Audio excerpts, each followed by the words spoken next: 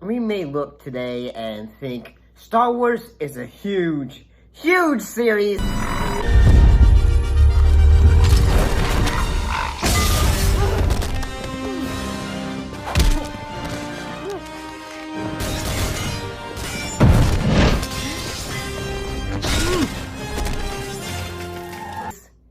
Even when we get upset about it when it doesn't go our way, or where we want it to go.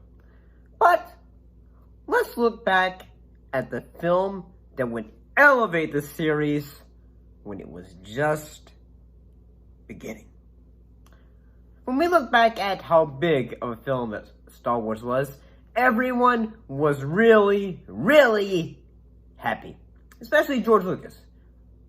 But instead of going through the grueling process of directing the next film, because unfortunately, say, A New Hope was had a bit of a rough one. It was a bit rough on him. So he hired a director, in this case, director Irvin Kershner, to direct a film. He had done many other films, like Return of a Man Called Horse in 1976. The scope for this film was much, much bigger in scope, whether it's moments on Hoth with the Imperial Walkers, which are just as impressive looking back at the behind the scenes. So we did it in stop motion, and we did it with models that were as big as a person could animate, which is about the size that a person can get their hands in to move it frame at a time. And we did it in front of big paintings that were, instead of blue screen compositing, paintings that were done to look like the sky, but painted so realistically you thought they were actually outdoors. The film not only would, up the effects for the film, but would go on to a darker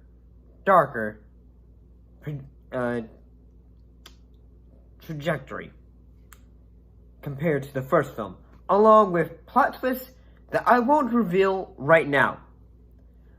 And along with new characters that we would come to love, from Yoda, voiced and puppeted by Frank Oz, Lando Calrissian, the administrator to Cloud City, and an old friend of Han Solo's, portrayed by Billy D. Williams.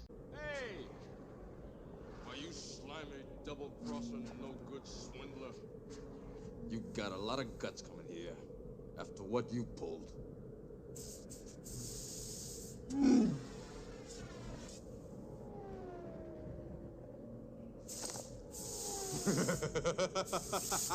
How you doing, you old pirate? So good to see you. I never thought I'd get to see you again. Well, he seems very friendly.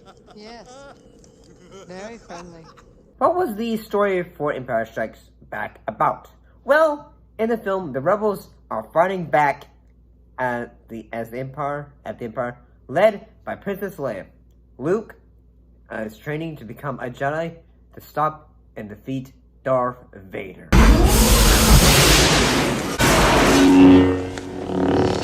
Impressive. Most impressive. What are some of the ways that the film would change the series? Quite a lot, actually. Although we had space battles in the previous films, we would get battles on the frozen planet of Hoth, which even today are still impressive, whether it's the Imperial Walkers attacking or the rebels fighting back and causing them to fall. Rogue group, use your harpoons and tow cables. Go for the legs. It might be our only chance of stopping them. All right, stand by, Dak. Oh, Luke, we've got a malfunction in fire control. I'll have to cut in the auxiliary. The film would introduce the character of the Emperor at the, at this time we realized, oh, someone's even stronger and more malevolent than Darth Vader himself. What is thy bidding, my master? There is a great disturbance in the Force. I have felt it. We have a new enemy, Luke Skywalker. Yes, my master. He could destroy us. He's just a boy. Obi-Wan can no longer help him. Which, yes, the original look isn't a totally special edition, which would give us a sense of consistency as, like, say, the, Return of the Jedi would come out.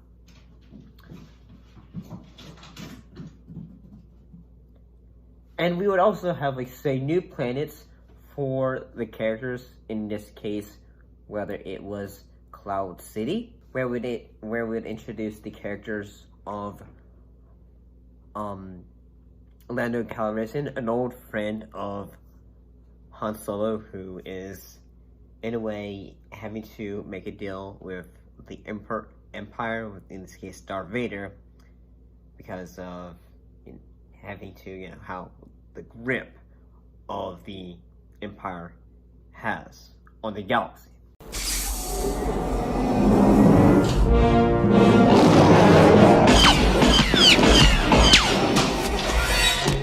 We would be honored if you would join us.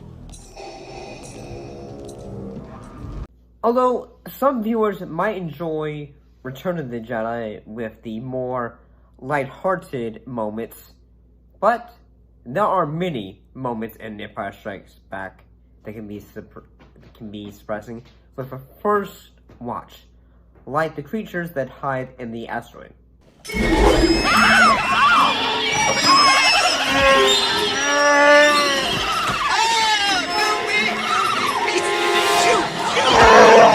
The end of the film, anyway, almost breaks our characters from Han Solo being put in carbonite, which is truly, and I mean truly, a heartbreaking sequence when you watch for the first time.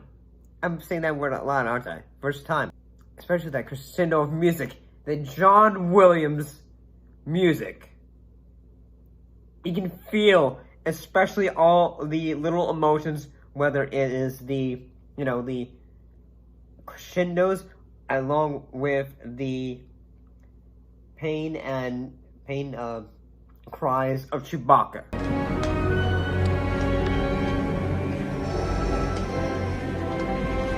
I love you. I know.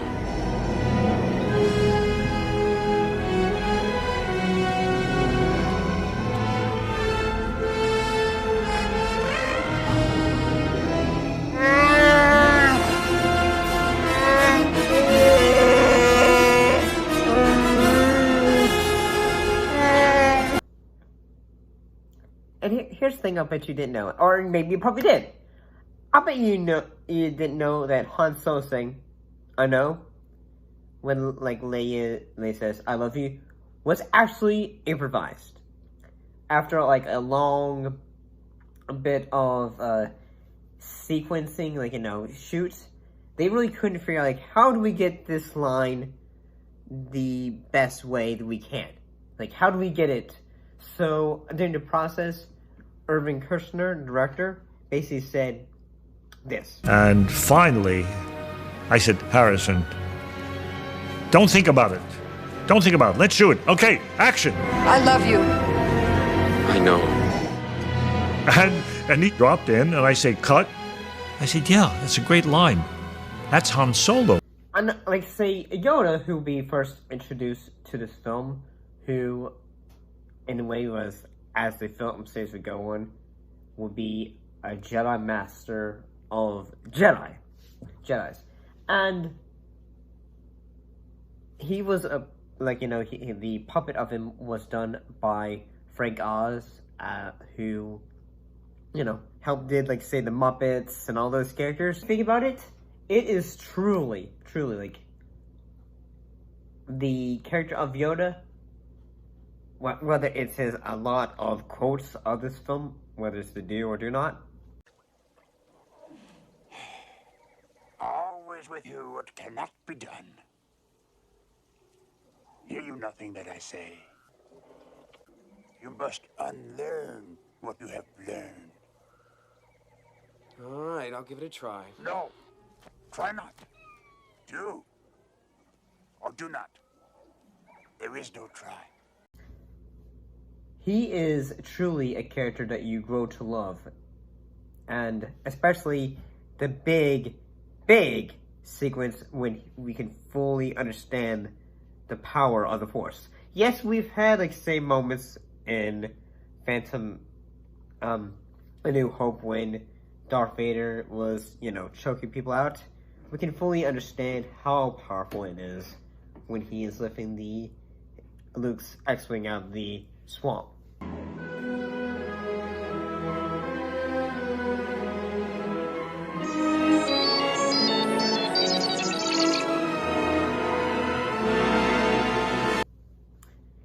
Now, it's time to talk about the biggest moment from the film that you either know or you don't.